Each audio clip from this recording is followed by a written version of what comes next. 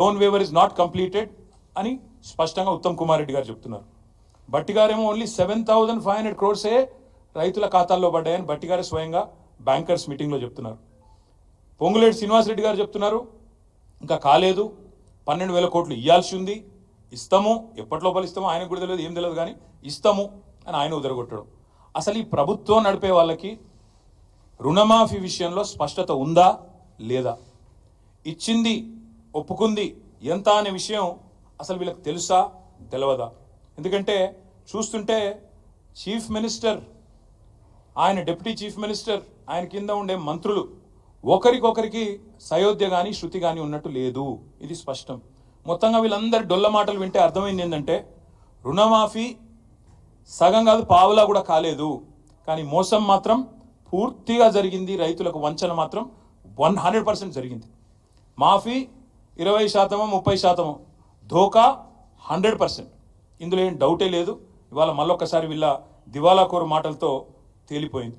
పెద్ద పెద్ద ఓటింగ్లు పెట్టారు ఊరంతా, రైతు స్వరాజ్యం అంటూ ఫ్రంట్ పేజీలో యాడ్స్, పెద్ద పెద్ద హోర్డింగులు.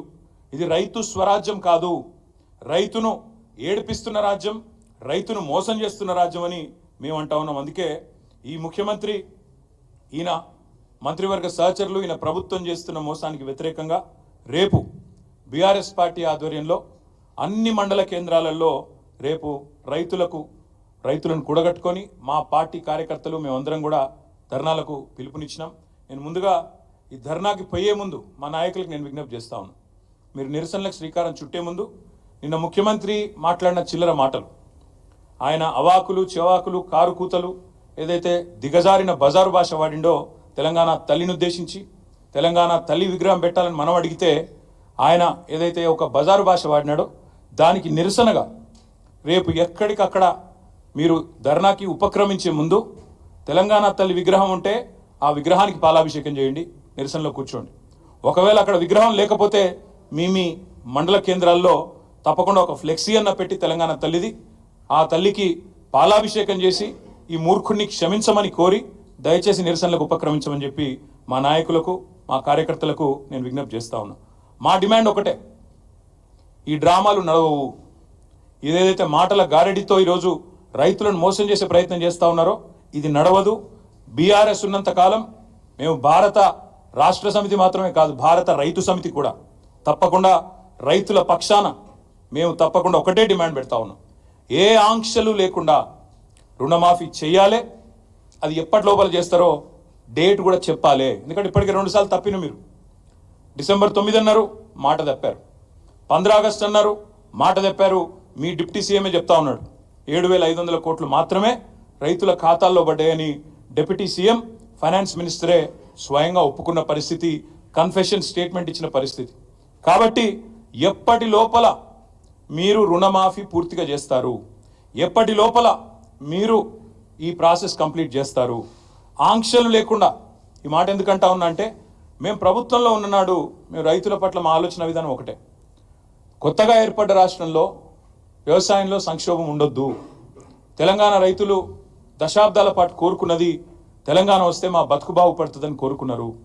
వ్యవసాయ స్థిరీకరణ జరగాలి, వ్యవసాయం స్థిరంగా మారాలి, దృఢంగా మారాలి, బలోపేతం కావాలి, రైతు కుటుంబం సంతోషంగా ఉండాలన్న ఉద్దేశంతో ఒకటి కాదు చాలా నిర్ణయాలు తీసుకున్నాం. నీటి తీరువ మొత్తం రద్దు చేసినాం, నీళ్లు పుష్కలంగా ఇచ్చాం. అది చెరువులు కావచ్చు, చెక్ డ్యామ్లు కావచ్చు, చిన్న చిన్న కుంటలు కావచ్చు, భూగర్భ జలాలను పైకి తెచ్చే ప్రయత్నం కావచ్చు, మేజర్ రిజర్వాయర్లు కావచ్చు, మేజర్ ప్రాజెక్టులు కావచ్చు, సమాంతరంగా ఏకకాలంలో ఇట్లాంటి కార్యక్రమాలు చేశాం. రైతుకు పెట్టుబడి ఇచ్చినాం. 72,000 కోట్ల రూపాయల పెట్టుబడి రైతుకు అందించిన మొట్టమొదటి ప్రభుత్వం స్వతంత్ర భారతదేశ చరిత్రలో రైతు బంధు పథకం ద్వారా కేసీఆర్ గారి ప్రభుత్వం. అదేవిధంగా 2 దఫాలుగా రుణమాఫీ చేశాం. 9.5 ఏళ్లలో దాదాపు 30,000 కోట్ల రూపాయల రుణం కూడా మాఫీ చేసినాం. అదే మాదిరిగా రైతులకు సకాలంలో విత్తనాలు ఇచ్చినాం. కరోనా లాంటి సంక్షోభ సమయంలో కూడా ఊరూరికి కొనుగోలు కేంద్రాలు పెట్టి బ్రహ్మాండంగా రైతుల్లో ఒక భరోసా నింపినాం. అదేవిధంగా 24 లక్షలు వస్తుండేనండి మొత్తం ప్రొక్యూర్మెంట్ FCA నుంచి. మనకు వచ్చే అలాట్మెంటు 20 లక్షలు అంత ఉంటుండే 2014లో. ఈరోజు అదే ఫుడ్ కార్పొరేషన్ ఆఫ్ ఇండియా మేము దిగిపోయే నాటికి దాదాపు 80-85 లక్షల అలాట్మెంట్ ఇచ్చే స్థాయికి తెలంగాణను తీసుకొచ్చింది కేసీఆర్ ప్రభుత్వం. మేము చెప్పడం కాదు, ఎన్సీఆర్బీ డేటా ప్రకారం, national crime records bureau data ప్రకారం భారతదేశంలోనే సూసైడ్స్, రైతుల ఆత్మహత్యలు ఎక్కడ తగ్గినాయి అంటే తెలంగాణ అని చెప్పి పార్లమెంట్లో కేంద్ర ప్రభుత్వమే స్వయంగా చెప్పిన పరిస్థితి, పత్రికలు రాసిన పరిస్థితి. This is what we have done. రైతుకి ఏం చేసిండు కేసీఆర్ అంటే, 10 ఏళ్లలో భరోసా నింపిండు, వ్యవసాయ విస్తరణ చేసిండు, మొత్తంగా రైతుకు పెట్టుబడి ఇచ్చి, కడుపు నిండా కరెంట్ ఇచ్చి, ఫ్రీగా నీళ్ళు ఇచ్చి, నీటి తీరువ రద్దు చేసి, భూమి శిస్తు రద్దు చేసి, ఇవన్నీ కూడా తీసేసి రైతులో ఒక భరోసా నింపి, చెరువులు, కుంటలు ఎప్పటికప్పుడు నింపేది మేము. ఒక పద్ధతి ప్రకారం, ఒక వ్యూహం ప్రకారం వ్యవసాయ స్థిరీకరణ వైపు మరి ముందుకు పోయినాం. కాబట్టే ఇలా తెలంగాణ రైతు మేము దిగిపోయినాడు బాగుండే. కానీ మీరు ఏం చేస్తున్నారు ఈరోజు? ఆంక్షలతో